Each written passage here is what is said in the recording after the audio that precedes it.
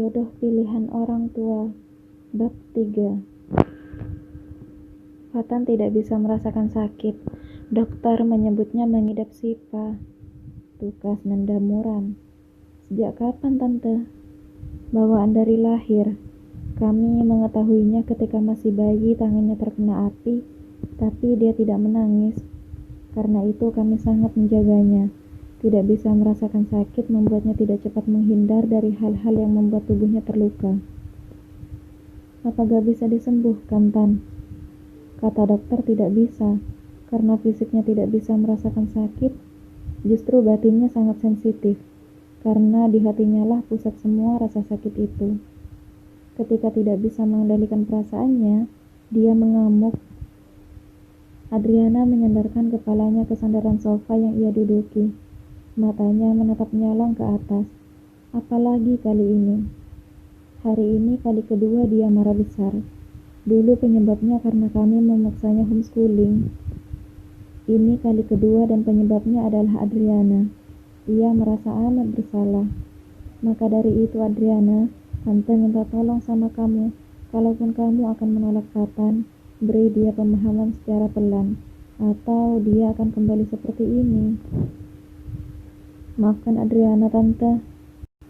Tante tidak tahu kenapa Fatan bisa sangat menyukai kamu. Tante dan Om Anto begitu terkejut saat tiba-tiba Fatan bilang ingin dijodohkan dan menikah denganmu. Adriana juga tidak mengerti. Ia tak ingat bahwa mereka pernah bertemu sebelumnya. Seingatnya pertemuan mereka pertama kali adalah malam saat acara perjodohan yang gagal itu. Kemarin malam tepatnya. Adriana akan mengatakannya pelan-pelan kalau kami tidak akan menikah. Adriana yang akan masuk ke mobilnya segera menoleh. Terlihat Fatan yang sedang berlari ke arahnya. Sedang apa pemuda itu di sini? Di kantor Arkan tempatnya bekerja. Kamu kok di sini? Fatan hanya tersenyum dan merebut kunci mobil Adriana. Dalam diam, ia memutari mobil dan duduk di bangku kemudi setelah memastikan Adriana juga duduk di sebelahnya. Mau kemana? Pulang. Adriana terkejut saat pemuda itu mengambil tangannya dan menautkan jemari mereka. Dari samping, bisa ia lihat seberapa kalem air muka Fatan hari ini. Sepertinya suasana hati pemuda itu sedang baik. Fatan langsung menoleh. Ya? Dan nyali Adriana langsung menciut. Ia yang awalnya berniat mengatakan tentang status perjodohan mereka, langsung mengurungkan niatnya. Alhasil, ia hanya bisa menggeleng. Katakan saja, pemuda itu berhenti karena lampu lalu lintas menyala merah. Kamu, kenapa mau dijodohkan denganku? Fatan tersenyum tipis dan memberi usapan di punggung tangan Adriana. Karena aku mencintaimu. Bagaimana bisa? Pertama melihat kamu saat kantor mengadakan acara, dan aku langsung jatuh cinta. Suara klakson sejenak membuat percakapan mereka berjeda. Fatan melajukan mobilnya kembali. Apa itu tidak disebut cinta jika saat melihatmu aku langsung menginginkanmu? Apa itu tidak disebut cinta jika dari jauh saja kamu bisa membuat jantungku menggila? Adriana menatap sendu ke arah tangan mereka yang bertaut. Cinta tidak sesederhana itu, Fatan. Kamu yang terlalu mempersulitnya, Adriana. Cinta cukup dirasakan, jangan didefinisikan. Mereka tiba di pekarangan rumah Adriana. Papa dan mamanya tidak di rumah hari ini dan untuk seminggu ke depan. Papa pergi untuk urusan pekerjaan, dan seperti biasa mama yang tak punya kerjaan ikut dengan papa. Kok sepi? Papa keluar kota. Mama ikut. Menurut kamu, aku harus kuliah atau tidak, Adriana? Adriana menoleh, tidak mengerti dengan perubahan topik yang tiba-tiba. Ia menghidupkan kompor dan menjerang air untuk membuatkan Fatan teh. Sebisa mungkin ia menjawab pertanyaan yang pemuda itu ajukan tadi. Sebaiknya kuliah. Kamu kan pewaris papa kamu. Itu juga untuk keluarga kamu kelak. Supaya anak kamu nanti menilai bahwa kamu ayah yang berpendidikan hingga mereka juga termotivasi. Dan pelukan dari belakang tubuhnya itu membuat Adriana terhenyak. Fatan yang lebih tinggi menumpukan dagu di pundaknya. Entah karena faktor genetik atau apa, di usianya sekarang tubuh Fatan sudah tinggi tegap. Kalau begitu aku akan kuliah. Untuk kamu. Bukan untukku, Fatan. Itu untuk masa depan kamu sendiri. Untuk kamu. Nadanya berubah ngotot. Kamu kan masa depanku, makanya kamu yang kujadikan alasan untuk terus memperbaiki diri. Adriana tidak sabar menunggu air mendidih. Begitu air itu mendidih, ia segera mematikan kompor dan melepaskan diri dari pelukan Fatan. Ia menyeduh secangkir teh. Aku ganti baju dulu. Jangan lama-lama. Adriana pergi ke kamarnya. Ia mengambil baju ganti di lemari. Merasa lengket, ia memutuskan untuk mandi. Bagaimana cara agar Fatan mengerti? Di bawah guyuran air shower yang membasahi tubuh, Adriana memejamkan mata. Ia menghela napas berat. Tidak habis pikir mengapa bisa berurusan dengan pengidap SIPA. Tidak bisa merasakan sakit, sudah tentu bukan perkara mudah. Perasaan menjadi lebih sensitif. Tidak bisa menghindar secara spontan saat ada sesuatu yang bisa melukai tubuh. Itu karena penderita kehilangan fungsi syaraf sensori dan respon kontrol terhadap sakit dan suhu. Pantas saja Fatan tidak merasa sakit saat tangannya luka. Pemuda itu bisa merasakan sentuhan, namun otaknya tidak bisa menerima sinyal bahwa ia sedang kesakitan. Keberadaan rasa sakit tentu ada alasannya. Ia membuat tubuh manusia mengenal bahwa ada sesuatu yang salah dan harus segera diobati. Bagi penderita SIPA, selain rasa sakit dan perubahan suhu, indera yang lain baik-baik saja. Mereka bisa merasakan nyamannya pelukan dan bisa mengenali tekstur halus atau kasar. Dan SIPA tidak bisa diobati. Pasti Fatan merasa tersiksa. Tetapi pemuda itu berusaha untuk terlihat baik-baik saja. Adriana?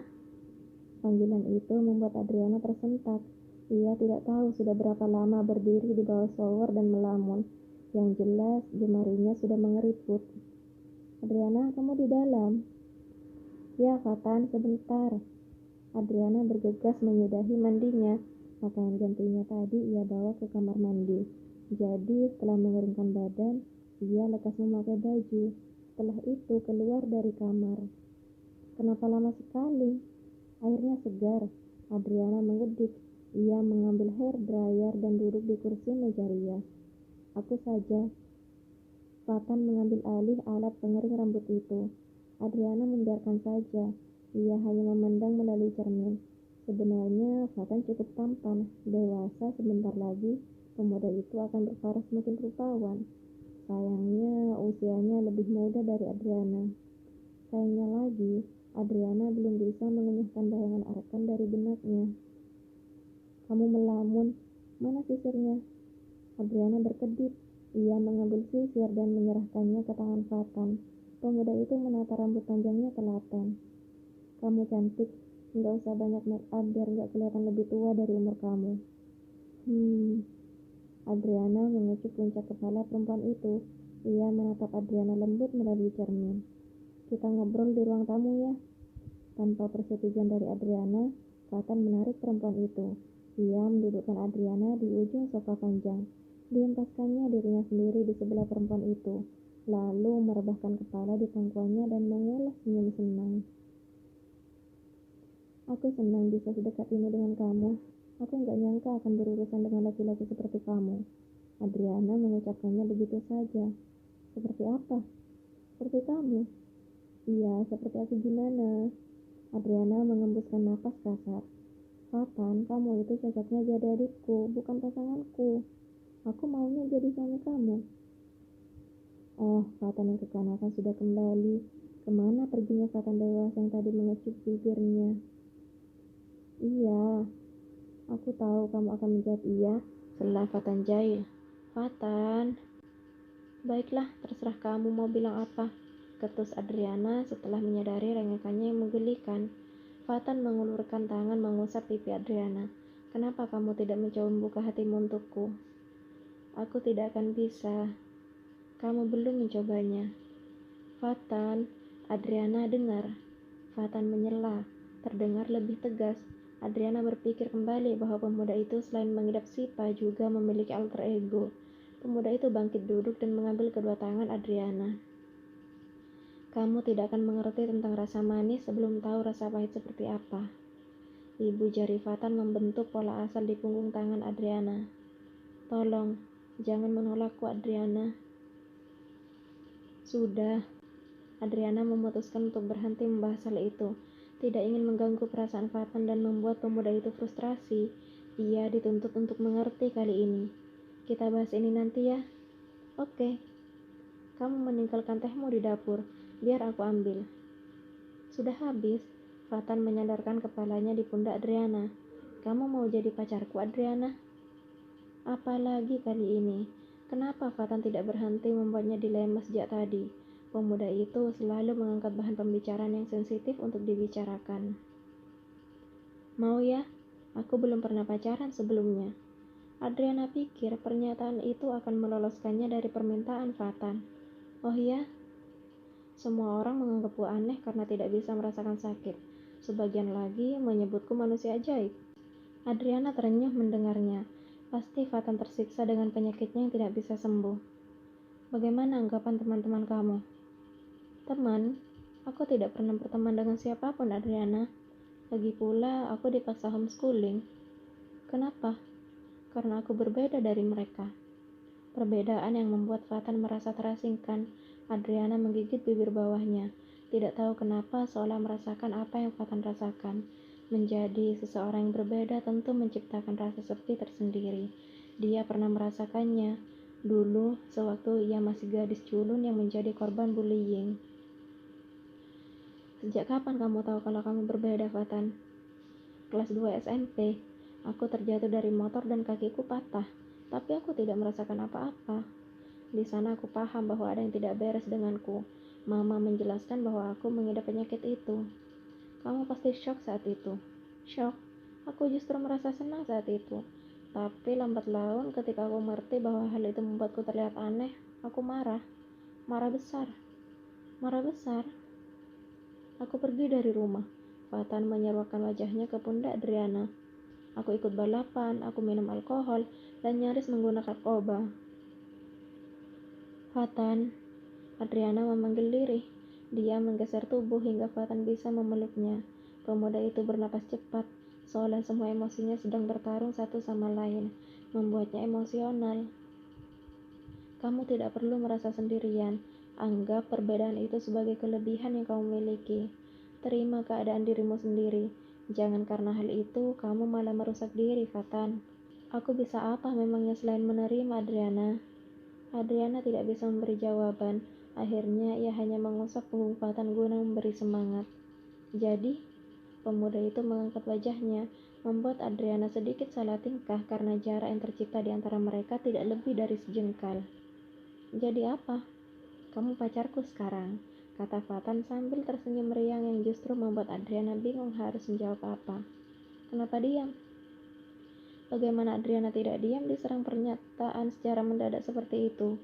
Jika ia memberi penolakan, ia khawatir Fatan akan kembali emosional dan melakukan yang tidak-tidak. Nanti malah dirinya sendiri yang akan repot juga. Sedangkan kalau memberi persetujuan, ayolah, ia tidak mau memiliki status apapun dengan Fatan. Tapi diamnya Adriana malah diartikan persetujuan oleh Fatan. Dengan nada serius ia berkata, kita akan menikah, secepat kamu menyetujuinya. Ia menyatukan jemarinya dengan jemari lentik Adriana. Apa? Seru Adriana panik. Fatan, kamu membuat keputusan. Terima kasih Adriana, aku senang sekali. Ya ampun,